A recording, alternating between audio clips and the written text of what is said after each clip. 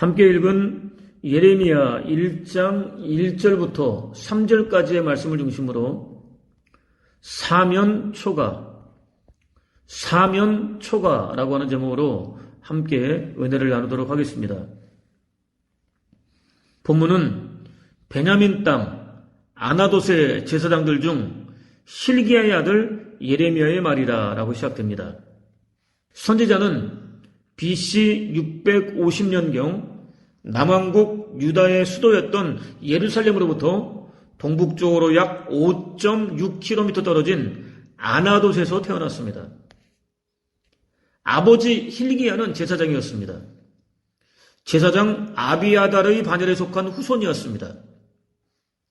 아비아달은 사울로부터 핍박을 받는 다윗을 떠나지 않고 함께 동행했습니다. 압살롬의 반역을 피해서 왕궁을 떠날 때도 마찬가지였습니다. 또 오랫동안 오베데돔의 집에 아무렇게나 방치되어 있었던 여호와의 궤를 예루살렘으로 옮기는 일을 주도했습니다. 압살롬이 반역을 일으켰을 때에도 목숨을 걸고 여호와의 궤를 지켜냈습니다. 군대장관 요압과 함께 지근거리에서 다윗을 섬겼던 핵심 참모들 가운데 하나였습니다. 하루는 사울이 다윗을 잡아 죽이기 위하여 최정예 군사들로 구성된 근위 부대원 3,000명을 총동원했습니다. 다윗을 겹겹이 둘러쌌습니다. 쥐새끼 한 마리 빠져나갈 수 없을 정도였습니다.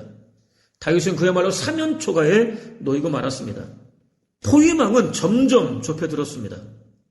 이제 조금만 더 앞밖에 들어가면 모든 것을 포기한 다윗의 모습을 볼 수 있었습니다. 순간 군사 한 명이 황급히 사울을 찾았습니다. 블레셋이 전쟁을 일으켰다고 외쳤습니다.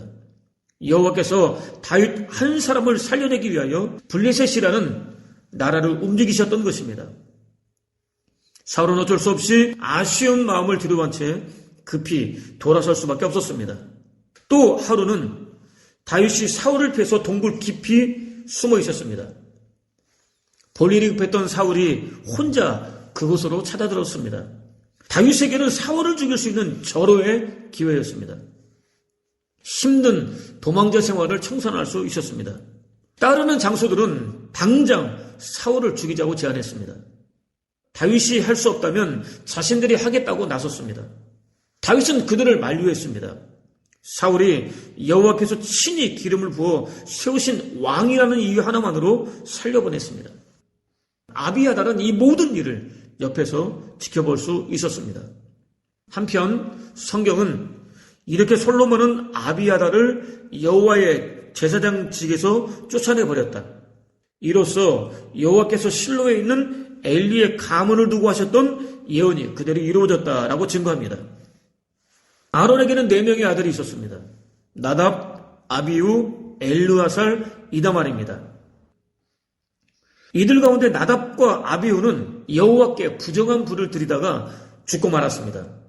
엘르아살과 이다말이 유력한 제사장 계열로 남았습니다.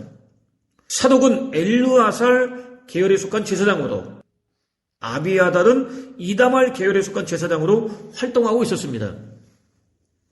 특히 아비아달은 여호와 하나님보다 아들들을 더 사랑하다가 나라와 민족을 곤경에 빠뜨리고도 돌아서지 않았던, 결국 영원한 저주를 받고 말았던 대제사장 엘리의 후손이었습니다.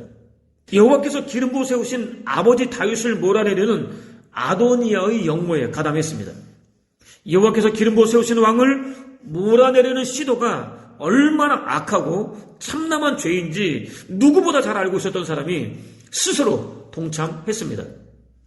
다윗을 왕으로 세우신 여호와를 대적했습니다. 다행히 솔로몬은 그가 아버지 다윗이 고난을 당할 때 떠나지 않고 함께 동행했던 공로를 인정해 주었습니다. 목숨만큼은 살려주었습니다. 대제사장직만 박탈했습니다. 아니, 아비아달이 스스로 대제사장직을 내팽개쳐 버렸습니다. 솔로몬은 또 그를 남왕국 유다의 중심인 예루살렘으로부터 변방인 아나돗으로 쫓아버렸습니다. 동시에 이다말과 엘리 계통으로 이어져 내려오고 있던 대제사장 직분이 완전히 끊어지게 되었습니다. 엘리 집안에 대한 여호와의 예언이 완벽하게 성취되었습니다. 예레미야는 바로 그 아비아달 후손으로 태어났습니다. 반역자 집안이라는 낙인이 찍혔습니다. 어디를 가든지 따라다녔습니다. 아나돗이 비록 예루살렘으로부터 그리 멀지 않은 곳에 위치해 있었지만 쫓겨난 대제사장의 후손으로 태어난 선지자는 예루살렘의 제사장들과 좋은 관계를 맺을 수는 없었습니다. 오히려 조롱과 멸시와 따돌림을 받고 있었습니다. 여호와께서 예루살렘으로 들어가서 당신이 주신 말씀을 선포하는 선지자가 되라고 하셨을 때는 누구도 인정하지 않았습니다. 나라와 민족의 멸망을 예언하면서부터는 한순간도 의심의 눈초리를 거두지 않았습니다. 미워했습니다. 지옥의 땔감 정도로 여기고 있었던 이방인 가운데 하나 정도로 취급했습니다. 본문은 아몬의 아들 유다왕 요시야가 다스린 지 13년에 여호와의 말씀이 예레미야에게 임하였고 라고 이어집니다. 선지자는 남왕국 유다의 요시야 왕 13년에 여호와의 부르심을 받았습니다. 이후로는 여호와를 떠나서 우상 숭배에 완전히 매몰려 있었던 남왕국 유다에 막게 될 저주를 선포했습니다. 파렴치한 죄를 회개하고 여호와께 돌아서라고 촉구했습니다. 여호와 하나님께서 채찍으로 들어서시는 바벨론에게 항복하고 섬기라고 외쳤습니다. 나라와 민족을 자신의 생명보다 더 소중하게 여기며 사랑하는 그의 입장에서는 죽을 것처럼 힘든 일이었습니다. 여호와 하나님의 명령이 아니라고 한다면 당장이라도 포기하고 싶은, 절대로 하고 싶지 않은 끔찍한 일이었습니다. 그렇지만 자신의 존재 근거가 되시는 여호와 하나님께서 작정하신 일이었습니다. 사랑하는 당신 백성들을 향한 여호와 하나님의 뜨거운 사랑이 담겨있는 일이었습니다.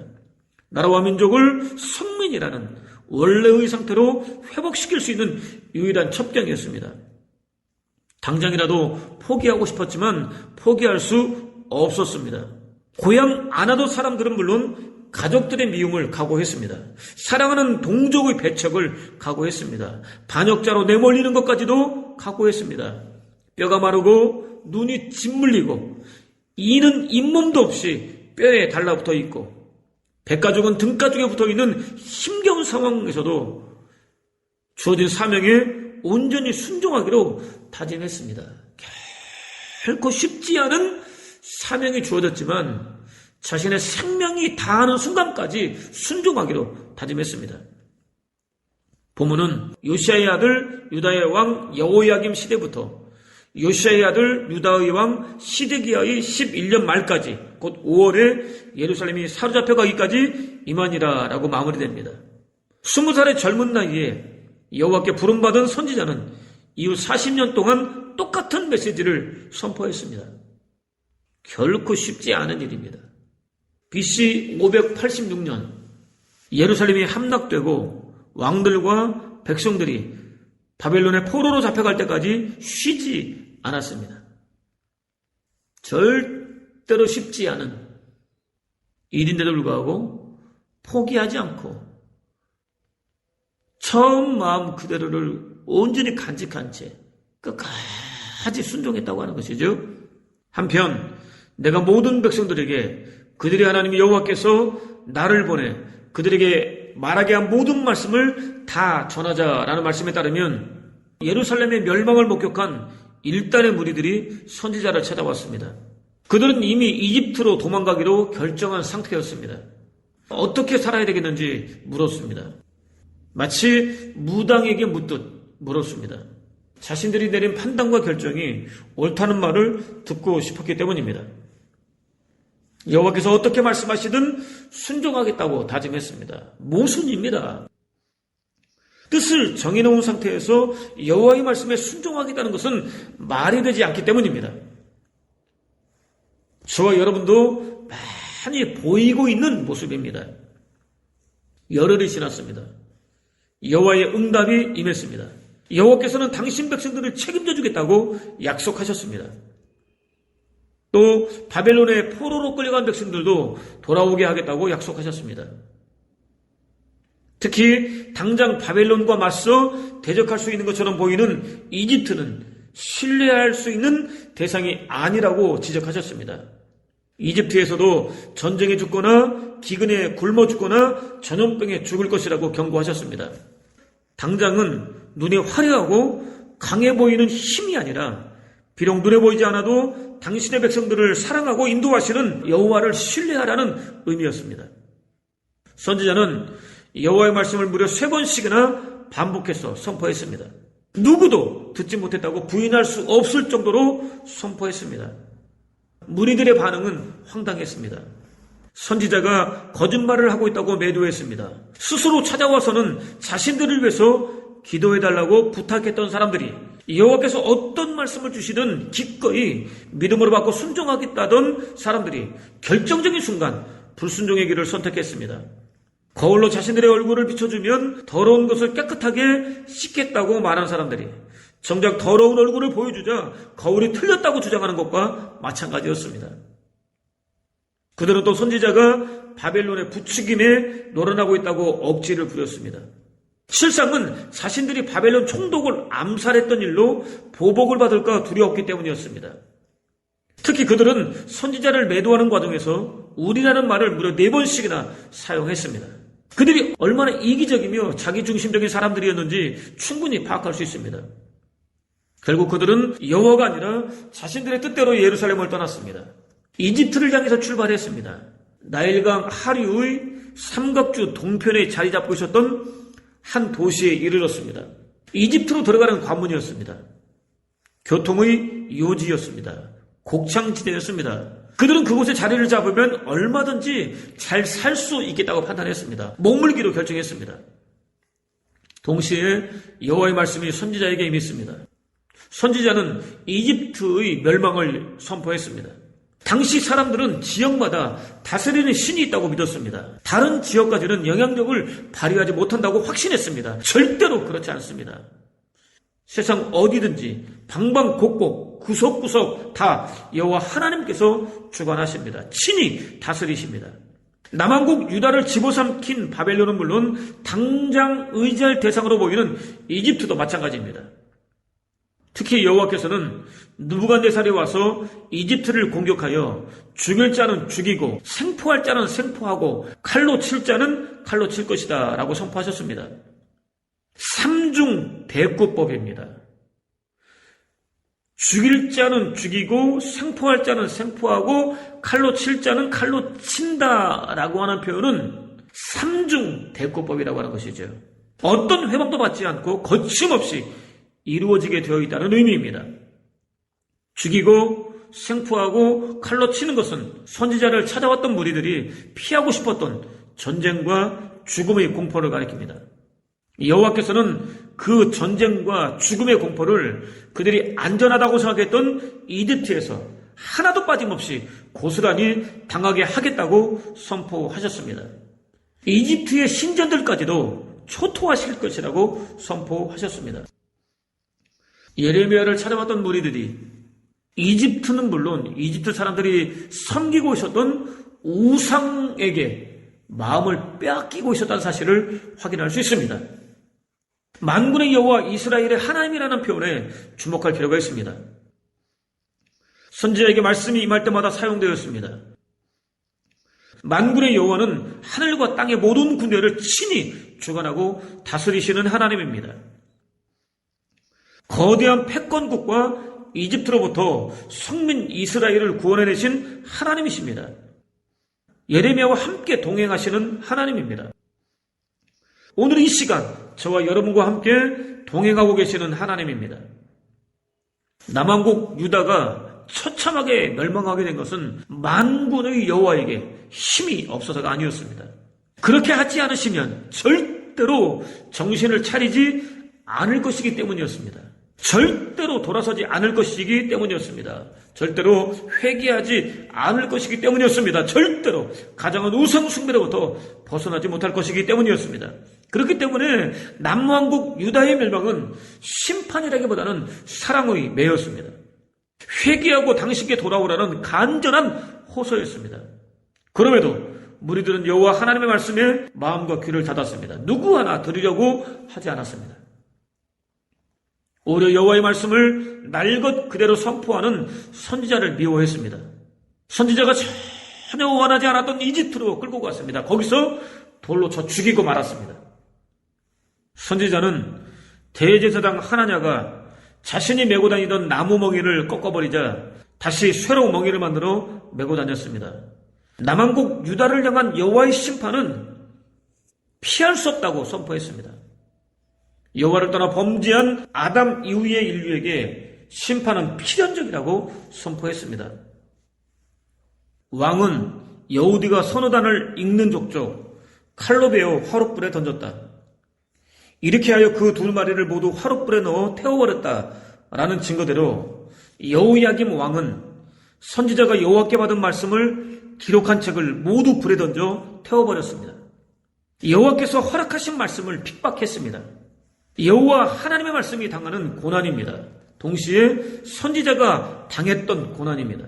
궁극적으로는 말씀으로 오신 예수 그리스도께서 당하신 고난입니다. 오늘날에도 날 것 그대로의 복음을 증거하는 하나님의 사람들은 필연적으로 영적, 정신적, 육체적, 물질적인 고난을 당할 수밖에 없습니다. 아나도 사람들이 너더러 저희 손에 죽지 않으려거든 여호와의 이름을 들어 예언하지 말라고 하느냐, 그러면서 너의 목숨을 노리고 있느냐라는 증거에 따르면 선지자는 고향인 아나도 사람들로부터 모함을 당했습니다. 죽이고 말겠다는 협박을 받았습니다. 예수 그리스도께서는 형제들로부터 배척을 당하셨습니다. 제자들로부터 배신을 당하셨습니다.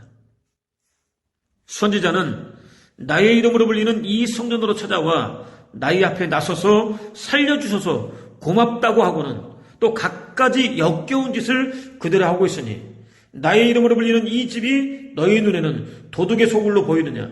너희가 하는 짓을 나는 이 눈으로 똑똑히 보았다. 여호와의 말씀이니 잘 들어라 라고 예언했습니다. 예수 그리스도께서는 성전에서 장사하는 무리들을 모두 내쫓아버리셨습니다. 돈을 바꿔주는 사람들의 상을 둘러 엎어버리셨습니다. 비둘기를 팔고 있던 사람들의 의자도 마찬가지였습니다. 성경에 이르기를 내 집 곧 여호와께 제사를 드리는 예루살렘 성전은 기도하는 집으로 불리리라 라고 했는데 너희는 이 집을 강도의 소굴로 만들어버렸다라고 책망하셨습니다. 선지자가 여호와께 받은 말씀 증거하기를 마치자 제사장들과 선지자들과 백성들이 다가섰습니다. 붙잡았습니다. 하나같이 반드시 죽이고 말겠다라고 외쳤습니다. 타락한 종교 지도자들 역시 항상 예수 그리스도를 죽일 방법을 찾았습니다. 음모를 꾸몄습니다. 거짓 증거와 증인들을 만들었습니다. 새벽 미명에 모였습니다. 죽이기로 결정했습니다. 결박했습니다. 빌라도에게 넘겨주었습니다. 또 선지자는 예레미야의 예언의 특색, 곧 독점하고 있는 고유한 속성은 다른 데 있다. 여호와의 대사는 그의 백성과 함께 살면서 함께 고통을 나누는 존재로 나타난다라는 독일의 구약 학자의 주장대로 고난을 당하는 중에도 사랑하는 나라와 민족의 곁을 한시도 떠나지 않았습니다. 물론 이집트에서 죽임을 당하기는 했지만 그것은 선지자의 뜻이 아니었습니다. 억지로 끌려간 것이었습니다. 예수 그리스도 역시 당신 백성들을 한순간도 떠나지 않으셨습니다. 함께 고난을 당하셨습니다. 선지자는 급박하게 돌아가고 있던 나라 안팎의 정치적 상황을 전혀 고려하지 않았습니다. 너희가 이 땅에 그대로 머물러 살면 나는 너희를 허물지 않고 세우리다. 뽑지 않고 심으리다. 너희에게 재앙을 내린 일을 내가 후회한다. 너희가 바벨론 왕을 무수한다마는 겁내지 마라.